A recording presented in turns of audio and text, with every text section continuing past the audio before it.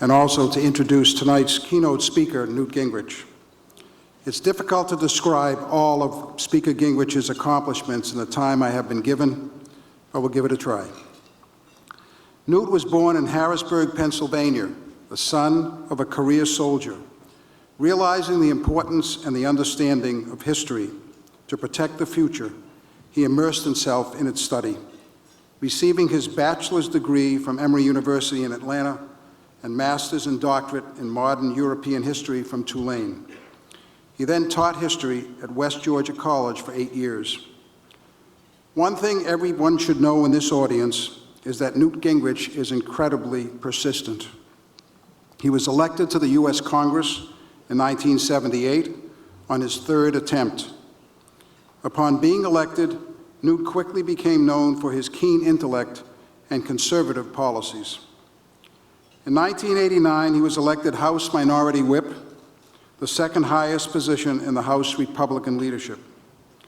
In 1994, Newt Gingrich drafted the Contract with America, a brilliant document outlining the legislation that would be enacted within the first 100 days of that Congress. If the people gave Republicans control of the House. Among the proposals were basic conservative principles, such as tax cuts, a permanent line item veto, and a constitutional amendment requiring a balanced budget. In December of '94, the people did give Republicans control of the House, and Newt Gingrich was elected Speaker. The first time a Republican had held that position in 40 years.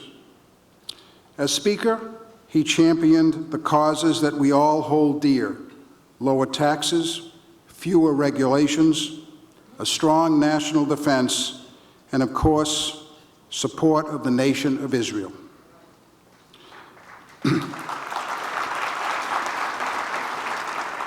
Under Newt's leadership, Congress passed the first balanced budget in a generation, leading to the repayment of over $400 billion in debt. Seems kind of small today, doesn't it? Congress also cut taxes for the first time in 16 years and reformed welfare, leading to over 60% of welfare recipients either getting a job or going to school. In addition, the Congress restored funding to strengthen our defense and intelligence capabilities, an action later lauded by the bipartisan 9/11 Commission. Since retiring from Congress, Newt has remained incredibly busy. As noted, he is a voracious writer, has authored 26 books on an impressive variety of subjects. He has taught many courses, and he founded the Center for Health Transformation, an organization focused on developing free market healthcare reforms. Newt and his wife, Callista, have also become award-winning documentary film producers, so they should fit right in here amongst all the celebrities in Los Angeles. We want to remember that Newt's persistence is coming out again as he runs for the Republican nomination. In spite of the mainstream media's attacks on Newt recently, he will continue to fight, continue to run. You should remember that Newt.org is where you can go to help him. Ladies and gentlemen, it is my distinct privilege and my honor to introduce the former Speaker of the House of Representatives, Newt Gingrich.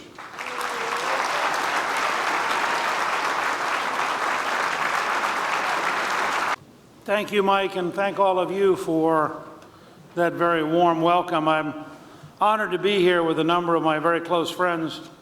First of all, from Congress, I thought that Chairwoman Ileana Ros-Lehtinen just gave a terrific talk, and she's providing great leadership in the U.S. House. And I am always delighted to be anywhere with Kevin McCarthy, who is one of the great rising stars of the Republican Party.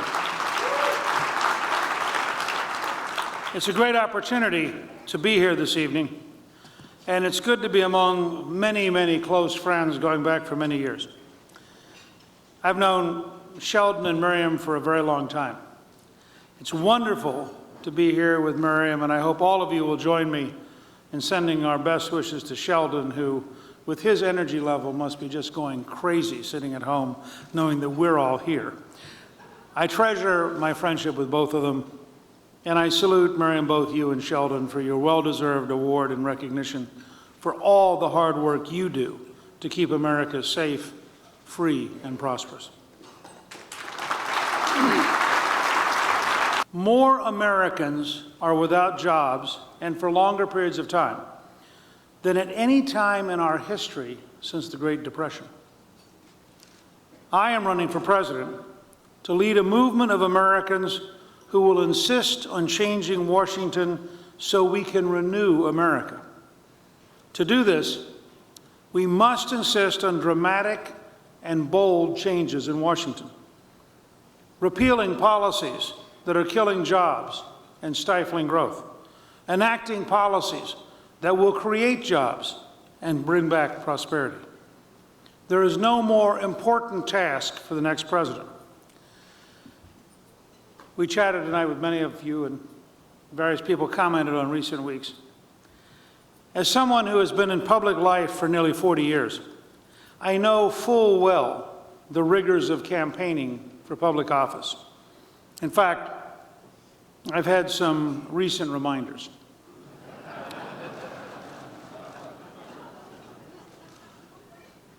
But if I could paraphrase Faulkner's Nobel Prize speech, I will endure the challenges.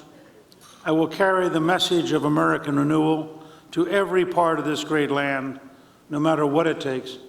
And with the help of every American who wants to change Washington, we will prevail.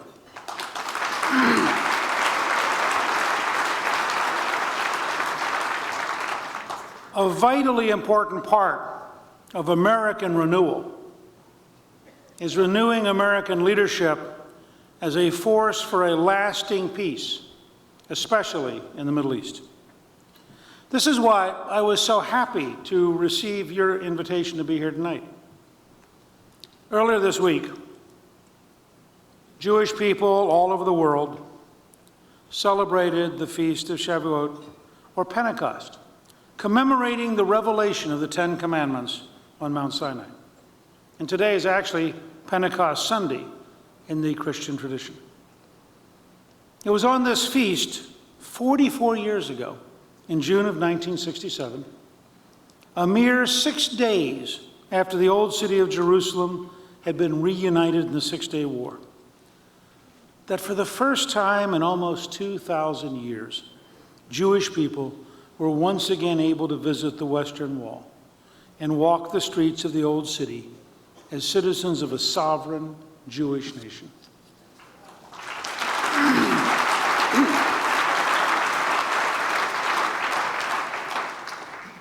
Hours before dawn that day, thousands upon thousands of Jews gathered at the Zion Gate to await entry into the city. At 4 a.m., the crowds were finally allowed to stream into East Jerusalem. The first time Jews have been allowed to carry out a pilgrimage to the Western Wall as members of a Jewish nation, celebrating a Jewish festival, since the pilgrimage to the temple 2,000 years earlier.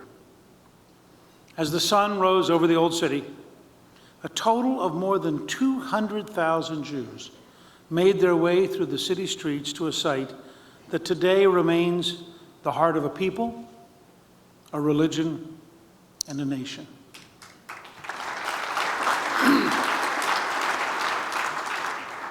Each year, the festival is celebrated in a similar fashion by a pedestrian pilgrimage through the streets of Jerusalem to the Western Wall. It is a pilgrimage of which generations of Jews could only dream, and signifies the unbroken connection between the identity of the Jewish people and the land of Israel that has existed not for mere decades, but for thousands of years. During this last week, today's generation of Jews made a similar pilgrimage through the streets of Jerusalem, knowing that the freedom that allows them to visit their holiest sites is more endangered at this moment in history than at any time since that morning 4.5 decades ago.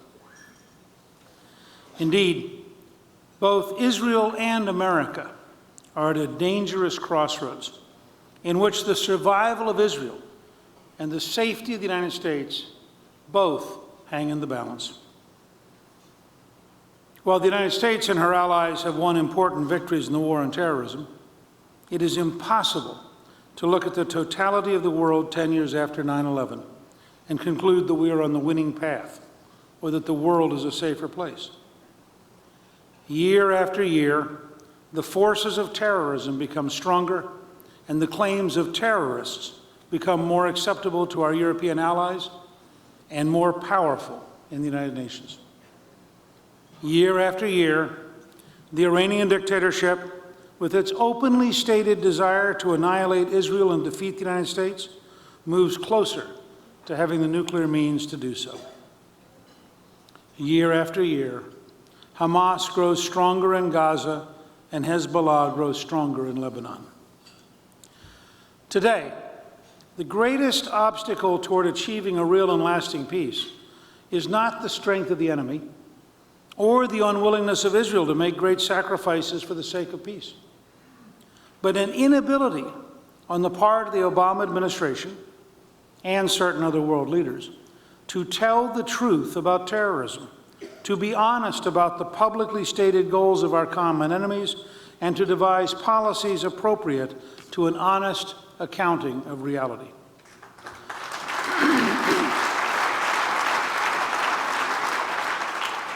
Recall that during congressional testimony last year, Attorney General Holder was repeatedly asked, and yet could not bring himself to say, that the ideology of radical Islamism plays a role in motivating Islamic terrorists to carry out their attacks.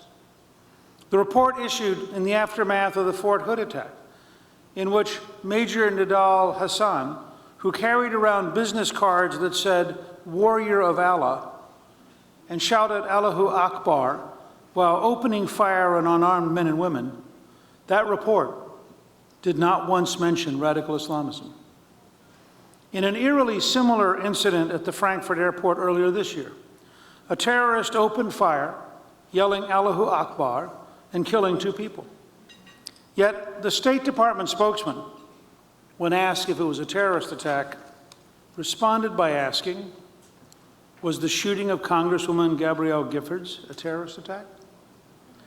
This moral confusion, which cannot see the difference between the isolated, albeit depraved actions of a madman, and an attack that fits into an ideology of radical Islamist terrorism, is sadly typical of this administration's elevation of political correctness above common sense.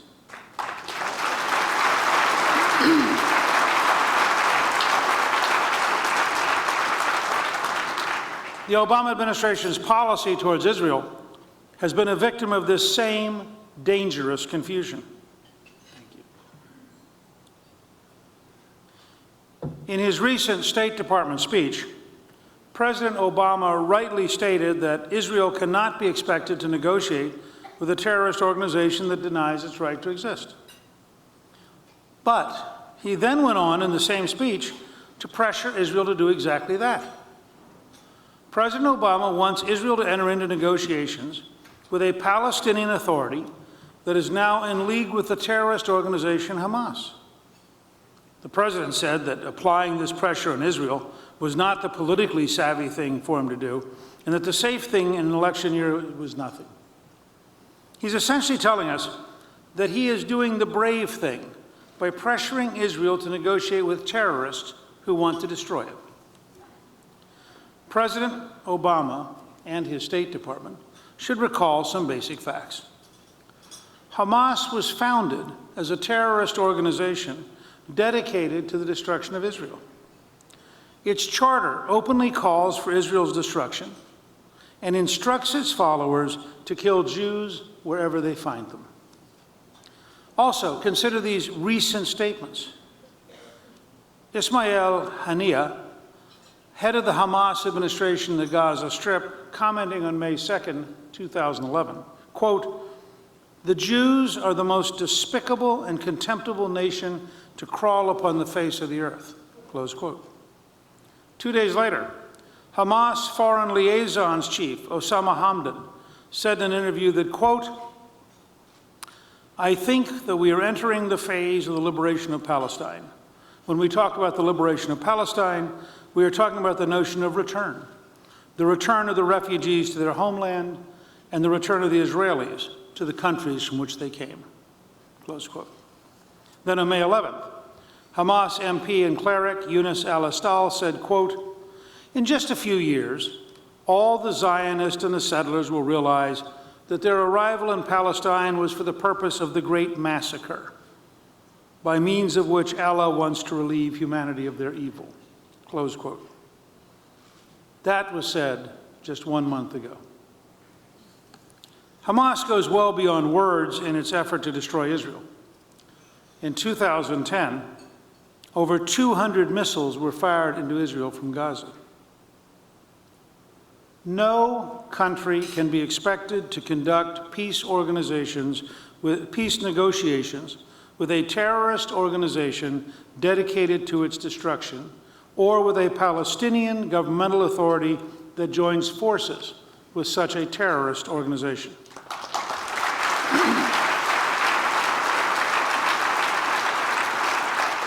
Hamas has not changed, and Israeli peace with Hamas is impossible. 20 years of hopes. 20 years of hopes for the so-called peace process cannot change this fundamental reality. It also means that entering into peace negotiations with any organization that includes Hamas is a fool's errand. It is something that no friend of Israel should ever ask Israel to do. I certainly hope this administration does not resort to the meaningless exercise of trying to artificially distinguish between the military and political wing of Hamas as a way of justifying pressure on Israel to negotiate with the latter.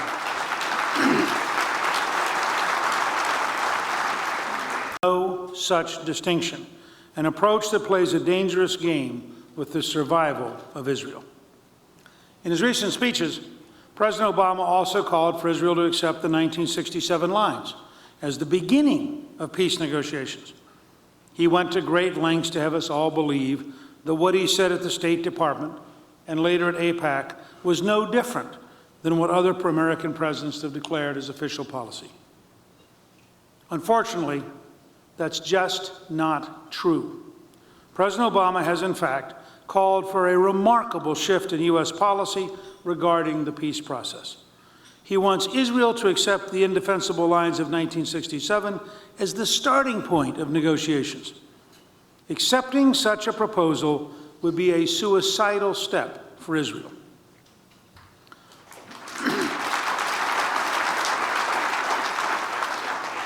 Fortunately for Israel, the President's plan for Israel to accept the 1967 lines is an absolute non-starter with the American people.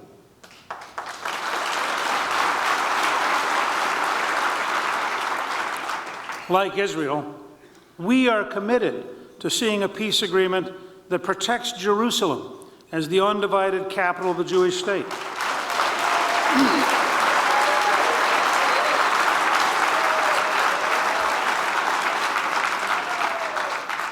After all, it has only been under Jewish authority that religious freedom, including access to holy sites, for people of all faiths, Christian, Jewish, and Muslim, has been protected.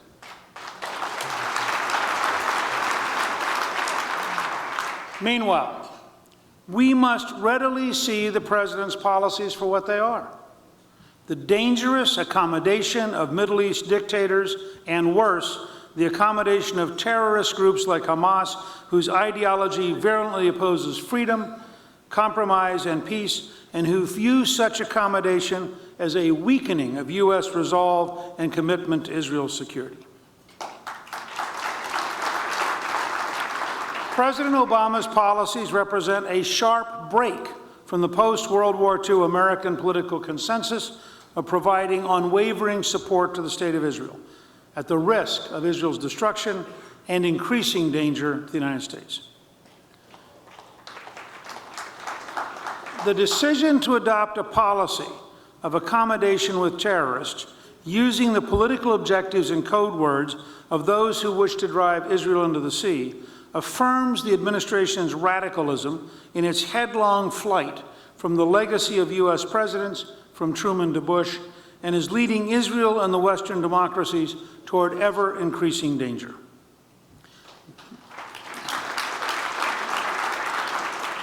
Nowhere will this danger be shown more clearly than this coming September at the United Nations General Assembly. The Palestinians have said that they will request UN recognition of Palestinian statehood based upon the 1967 borders. This action would violate every standing agreement the Palestinians have with Israel, including the Oslo Accords, to negotiate a final border agreement. Such a recognition would take place totally apart from any negotiation with Israel and without the Palestinians renouncing violence or acknowledging Israel's statehood. While President Obama rightly says that the United States will vote against this unilateral action, some nations, including even some in Europe, are sending the signal that they may indeed vote for it. A vote by the General Assembly to unilaterally recognize a Palestinian state would strengthen terrorists' belief that their commitment to violence and their unwavering rejection of Israel's right to exist has begun to produce their desired goals.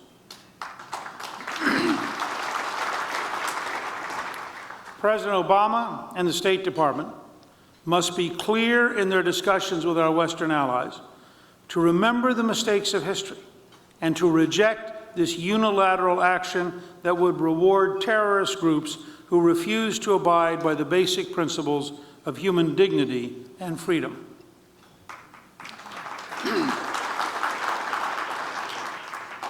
Stephen Harper, Prime Minister of Canada, had it right when he said, quote, "When Israel, the only country in the world whose very existence is under attack, is consistently and conspicuously singled out for condemnation, I believe we are morally obligated to take a stand."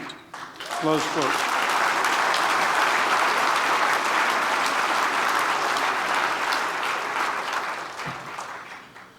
President Obama's focus on Israel as the obstacle to peace is particularly disturbing considering the existence of a true threat to the peace of the world, and that is the threat from Iran. The Iranian dictatorship is steadily and methodically developing nuclear weapons. All the world's diplomatic meetings and 4 rounds of United Nations sanctions have not slowed down the Iranian dictatorship by a single day. The Iranian leader, Mahmoud Ahmadinejad, has been very open and explicit about his desire to wipe Israel off the map. When you realize that only 3 Iranian nuclear weapons used against Israel would bring about the equivalent of a second Holocaust, you have to take his words seriously. Ahmadinejad is also threatening the United States. He has called for, quote, "a world without America," a goal he said is attainable. The Iranian threat is hardly new. Mark Bowden, in his book Guest to the Ayatollah, described the illegal 1979 seizure of the U.S. Embassy and hostage-taking as the first shots in Iran's war against America. For decades, America and Israel have shared a common enemy embodied in this poisonous ideology that threatens our safety, freedom, and peace. It is the same ideology that murdered Israeli athletes in 1972, that took Americans hostage in Iran for 444 days, that murdered Marines in their barracks in 1983, that bombed the World Trade Center in 1993, Riyadh in 1995, the Khobar Towers in 1996, the U.S. embassies in 1998, and the USS Cole in 2000. Many of the terrorist groups that have carried out these and many other attacks have been supported directly by the nation of Iran. Today, Iran is watching whether the United States keeps its promises with its ally Israel and how we deal with Iran's proxies, Hamas and Hezbollah. The Iranian regime will also be watching how America and our allies treat Israel at the UN General Assembly in September. Just earlier this week, Iran's nuclear chief announced their intention to triple their production of highly enriched uranium and to continue to install more advanced centrifuges for that purpose. Iran has also experimented with polonium and nuclear triggers, which have only one purpose: to detonate a nuclear bomb. What then should the United States do in the face of these facts? We first need to acknowledge that 20 years of trying to negotiate peace with evil regimes and evil organizations dedicated to the destruction of Israel, and in many cases to our own destruction, has been a failure.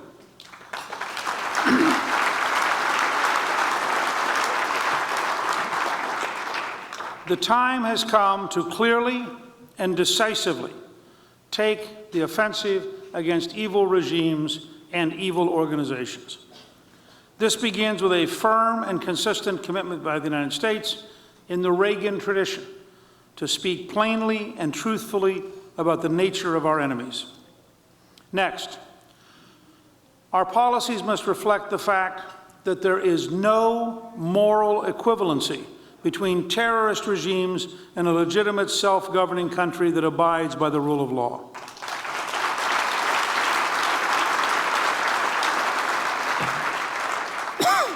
A foreign policy based upon this moral distinction is increasingly critical during a moment many have termed the Arab Spring. The uprisings in Egypt, Tunisia, and Libya are evidence of the fact that there are, indeed, millions of peace-loving Arabs who resent the brutal oppression of their leaders' dictatorships and long for a future of freedom and peace. These uprisings are tremendous opportunities for the advancement of freedom and democracy in the Middle East. At the same time, these developments are fraught with danger and bring with them the possibility that radical Islamist factions will capitalize on the upheaval and take control. Our commitment to condemning and confronting terrorism in the world must be matched by an equal commitment to affirm the efforts of oppressed Arab citizens who are taking extraordinary risks to seek true peace, freedom, and democracy. Both in the cases of the Iranian and Syrian popular uprisings, the Obama administration's glaring silence has undermined the strength of our commitment to freedom and solidarity with those people who are yearning to breathe free. And every terrorist group in the world takes note of that silence, whether Hamas, Hezbollah, or terrorist regimes like Iran. Excuse me. There are 9 specific policy proposals I would like to leave with you tonight. First, as a demonstration of this new resolve, the United States should move the American embassy in Israel to Jerusalem.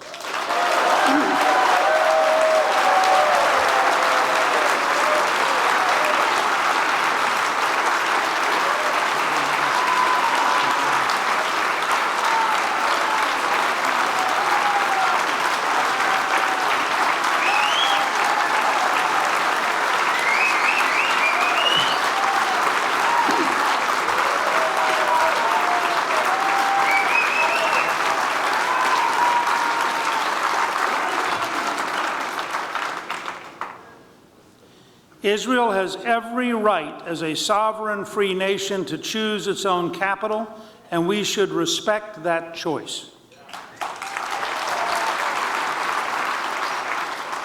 As president, on my first day in office, I will issue an executive order directing the U.S. Embassy in Israel to be moved to Jerusalem as provided for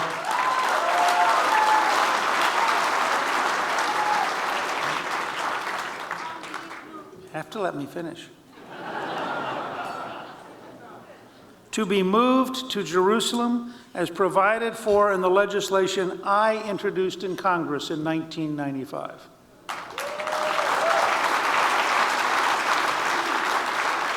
Second, the United States must refuse to participate in any talks involving terrorist organizations and cut off all direct and indirect aid to terrorists and their front groups.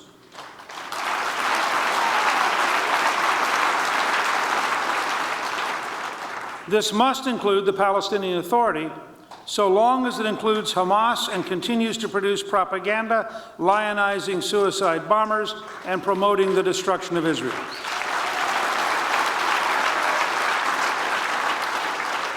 We should also call on other nations who are ostensibly committed to peace between Israel and the Palestinians to do the same. 3, the United States should explicitly reject the concept of a right of return for Palestinian refugees.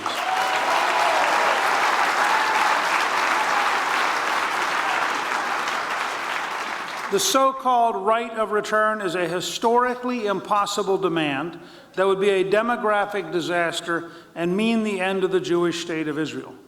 We are for a right to prosperity, a right to freedom, a right to the rule of law, a right to private property, but we must be totally opposed to a right of return. This means that the Palestinian refugee problem must be resolved outside the borders of Israel by the Palestinian Authority. 4th, the United Nations camp system must be replaced with a system of earned income and property rights to restore dignity and hope to every Palestinian. The current failed camp system of socialism and unearned charity has been a disaster. It has led to poverty, vast unemployment, deep bitterness, and a society which produces entrepreneurs of terrorism rather than entrepreneurs of wealth creation.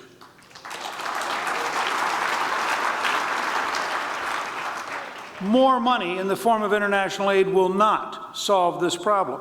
A new approach will bring a better standard of living and greater freedom and security for Palestinians than all the terrorist efforts and dictatorships that have been able to achieve for decades. 5th, we must also reestablish the United States Information Agency as a robustly funded, worldwide, anti-terrorism and pro-freedom communications and advocacy system. The USIA fought for our side in the War of Ideas during the Cold War and helped us win. In 1999, this agency was dismantled because we thought the War of Ideas was over. We discovered on 9/11 that it was not. Israel is reminded of this on almost a daily basis. Earlier this year, terrorists of the Al-Aqsa Martyrs Brigade broke into the West Bank home of Udi and Ruth Fogel in Itamar. The terrorists stabbed this husband and wife to death. They murdered 3 of their children. Not even the youngest of these children, a 3-month-old baby girl named Hadass, was spared. They slit the baby's throat and severed her head from her body. In Gaza, crowds handed out candy and celebrated. This sickening display of jubilation at the gruesome murder of a 3-month-old child is the result of decades upon decades of brainwashing Palestinian children. It is an example of the kind of barbaric acts of terror that must be rejected by all Palestinians in any peace negotiation with Israel.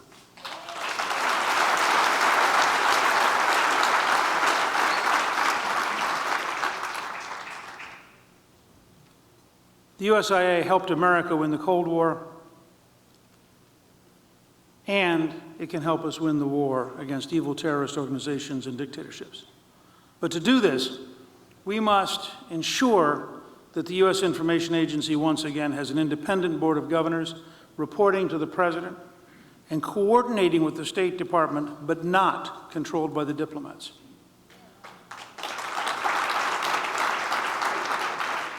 Never again should a 3-month-old baby be killed without the entire world being repulsed and joining together in condemning such terrorists and their supporters.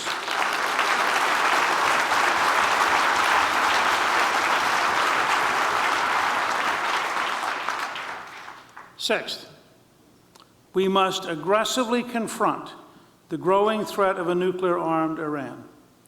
The existence of the Iranian regime pursuing nuclear weapons and financing terrorism across the globe is a primary threat to the security of the United States, Israel, and our allies in the world.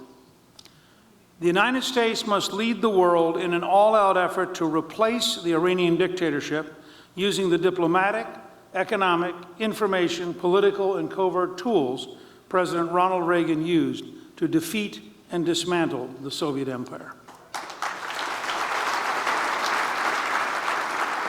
7th, the United States must also establish an aggressive new strategy of taking back the United Nations from the forces of terrorism and dictatorship.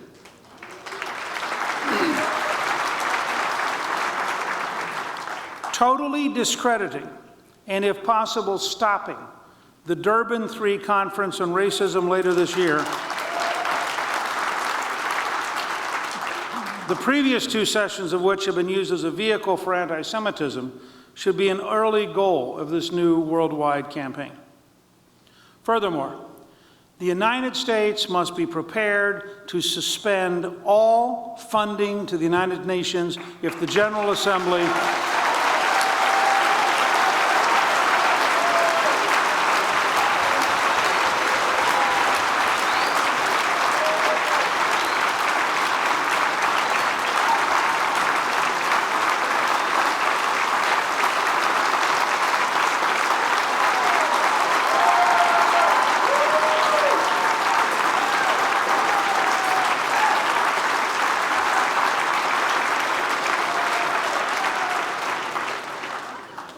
Let me repeat this, but let me also note for you.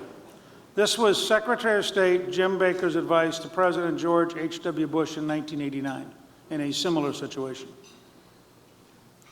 The United States must be prepared to suspend all funding to the United Nations if the General Assembly moves to recognize a Palestinian state under the control of Hamas. 8th, all of this will require a restructured State Department, a new level of training and management for ambassadors, a new promotion system, and a profound shift in the culture of the Foreign Service.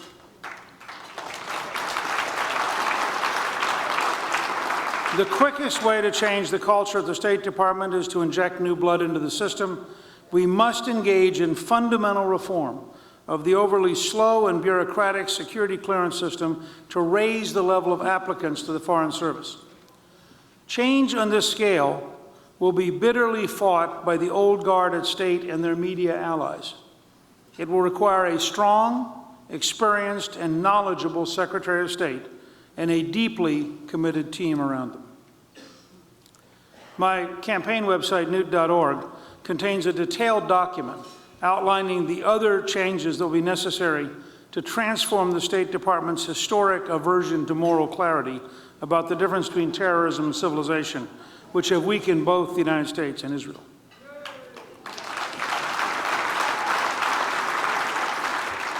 Ninth, finally,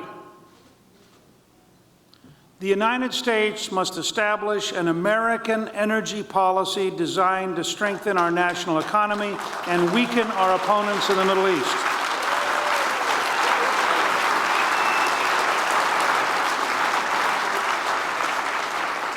We should keep in the United States the hundreds of billions of dollars we now spend in foreign oil supplies. We must dramatically increase American energy supplies so we can lower the marginal cost of energy worldwide. Nothing will do more to alter the strategic balance of power away from dictatorships and state sponsors of terror than a successful American energy policy.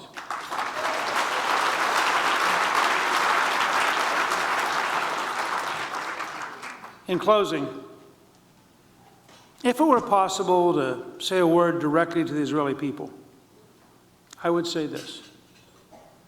We believe, together with you, that peace is possible and that peace ultimately will come to Israel. Amen. The never-ending tendency to blame Israel first is just another variation of blame America first, and it springs from the same weakness. It is far easier to ignore an unpleasant reality and try instead to impose your will on somebody you think you can control, rather than deal with the unpleasant reality that you are too timid to confront. If Israel disarmed today, there would be no Israel tomorrow. But if Iran, Hamas, Hezbollah, and other terrorist groups disarm today, then tomorrow we would have peace in the Middle East.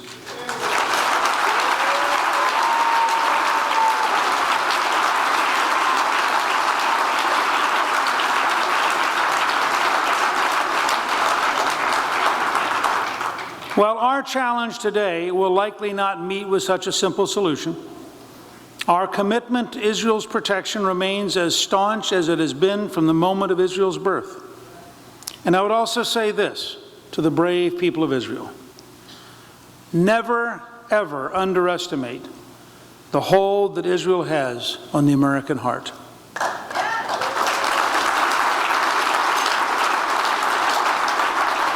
The American people have always believed in Israel, and we believe in Israel still.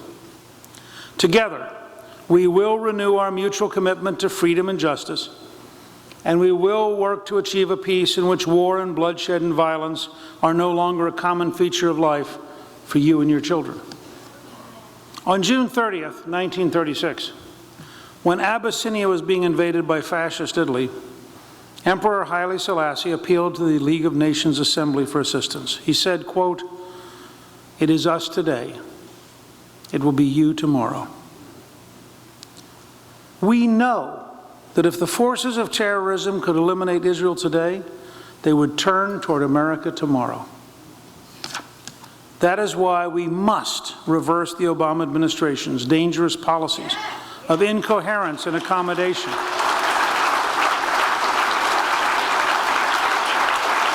Instead, we must implement a foreign policy that is clear about the evil that we face and committed to the actions necessary to overcome it. America is still the last best hope of mankind on earth.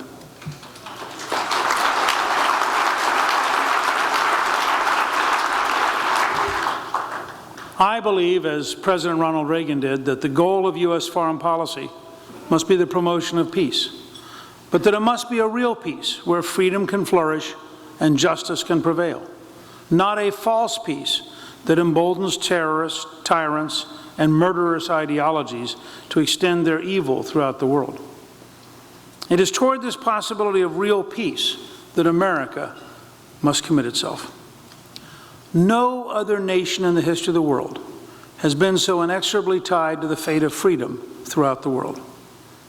The time has come to reaffirm America's commitment to freedom and the rule of law, to stand firmly and courageously against terrorism and evil organizations and dictatorships. It is time to stand firmly with our friends. Together, those of us who believe in freedom will defeat tyranny for the 4th time in a century.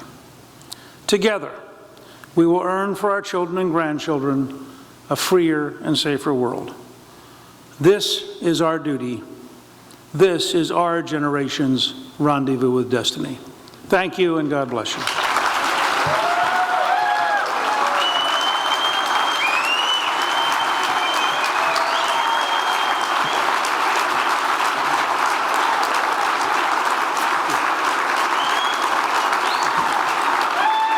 Thank you very much.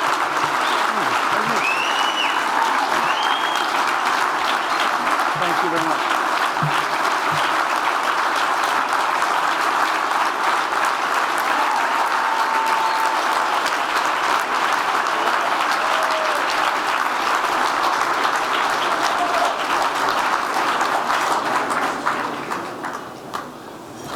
Ladies and gentlemen, please